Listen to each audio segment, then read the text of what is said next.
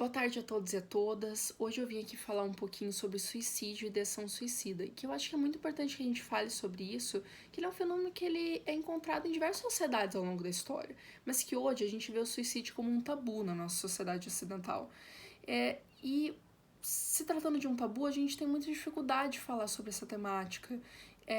E é muito importante que a gente fale, porque a 40 segundos uma pessoa comete suicídio no mundo, sendo que essa é a principal causa de morte entre a faixa etária de 15 a 25 anos.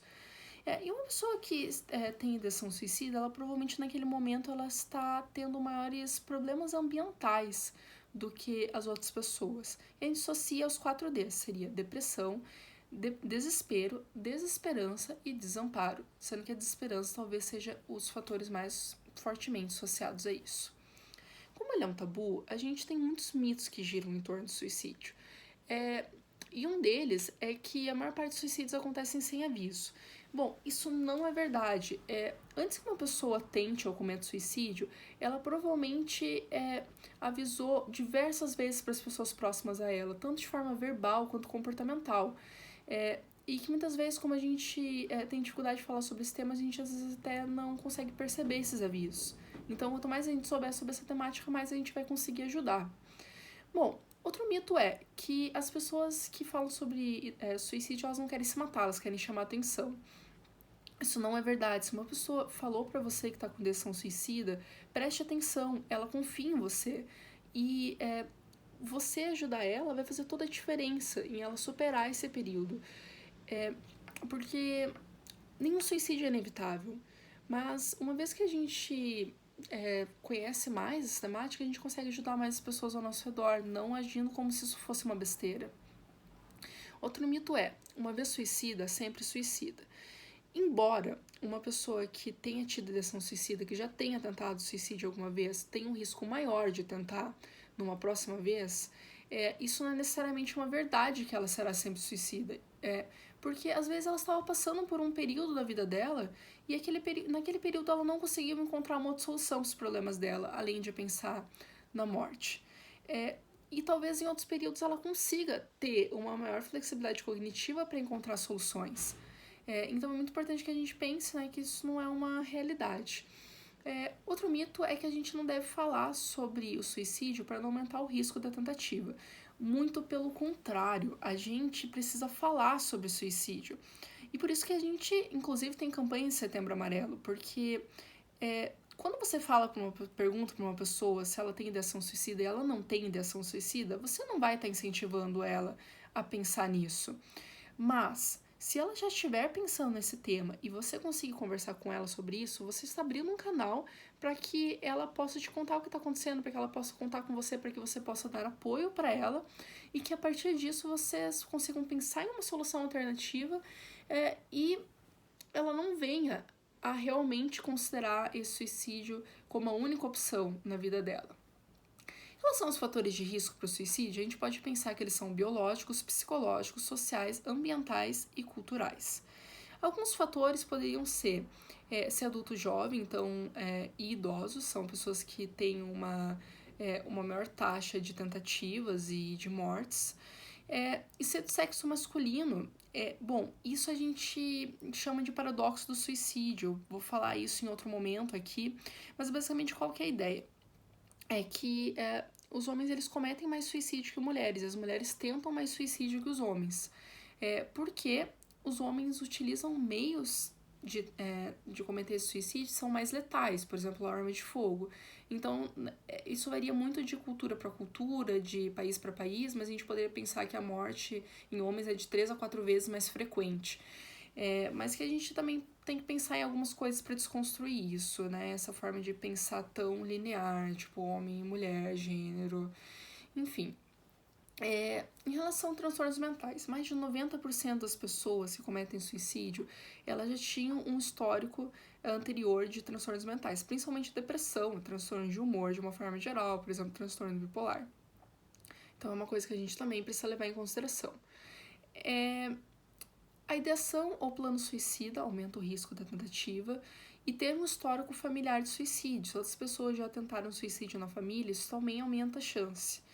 Fatores psicossociais, abuso físico e sexual, principalmente na infância, que né, ainda é uma fase de desenvolvimento, ausência de apoio social, baixa autoestima, desesperança, rigidez cognitiva e pensamento dicotômico. Então, se uma pessoa ela tem um pensamento de tudo ou nada, ela vai ter muito mais dificuldade de encontrar uma solução para os problemas dela, porque ou uma coisa é uma coisa, outra coisa ou é outra coisa, e não existe uma escala ali no meio em que ela poderia encontrar uma solução. Isso dificulta, isso é um fator de risco para o suicídio. Outros fatores que a gente poderia pensar seriam acesso a meios letais e doenças físicas, incapacitantes ou terminais. Em relação aos fatores de proteção para o suicídio, a gente pode pensar, né, flexibilidade cognitiva, habilidade de se comunicar. Quanto mais uma pessoa ela for hábil em se comunicar de uma maneira assertiva, maiores são as chances de que ela consiga pedir ajuda, de que ela consiga encontrar pessoas que vão escutar o que ela tem a dizer, certo?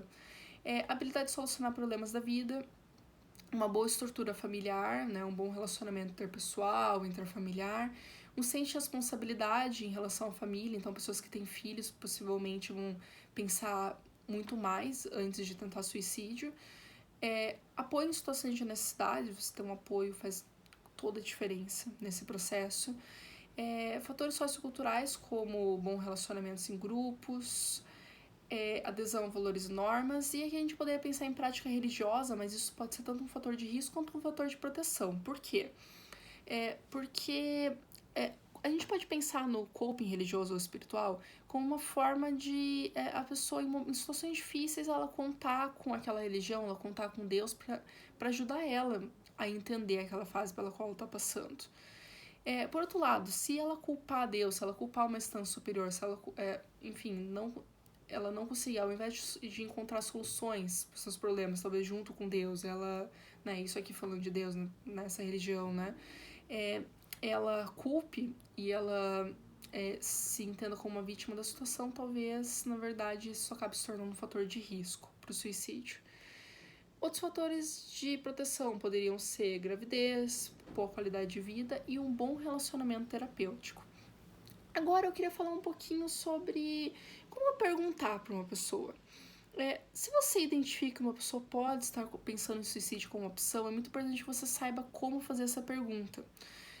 E a gente poderia separar o suicídio, né, essas etapas, em 3 fases. Seriam, primeiro, ideias de morte, em que a pessoa está pensando isso de uma forma mais passiva. Isso quer dizer que talvez ela não esteja pensando num meio de cometer o suicídio, mas ela talvez esteja pensando, por exemplo, se eu atravessasse a rua e alguma coisa acontecesse, se eu morresse mesmo, se Deus me levasse agora. Isso são ideias de morte. A segunda fase seria a ideação suicida propriamente dita, que é quando a pessoa começa a realmente pensar de uma forma mais ativa na morte como opção. E depois o plano suicida, em que a pessoa, de fato, ela já pensou nisso e possivelmente já tem até um plano pós-morte. Como perguntar, então? Bom, você poderia começar perguntando: você já pensou que seria melhor morrer? Como são esses pensamentos? Você já pensou em tirar a própria vida? Como que esses pensamentos se iniciaram? Se você identifica que a pessoa de fato está considerando isso como opção, você pode continuar perguntando. Esses pensamentos suicidas, eles persistem? Eles assustam você? Você consegue afastá-los? Você encontra razões para continuar vivo? Se você continuar percebendo isso e você identificar que existe um plano, é muito importante que você continue questionando. Você já pensou em como se matar? Você já pensou num meio para isso? Você já tomou providências prévias? Fazendo esse tipo de pergunta, a gente consegue, de fato, entender melhor o que está acontecendo com aquela pessoa. E se você não sabe como ajudá-la, o que é compreensível, porque a gente não tem uma educação muito voltada para isso, pelo menos você sabendo sobre isso, você pode ajudar ela a procurar ajuda. Porque a gente tem formas de encontrar, de lidar com isso. E se todo mundo começar pouco a pouco a pensar sobre isso, a gente consegue construir uma sociedade que percebe mais o valor de falar sobre o suicídio e assim evitá-lo, porque nenhuma morte é inevitável, a não ser que a gente realmente feche os olhos para o que está acontecendo. Muito obrigada pela atenção.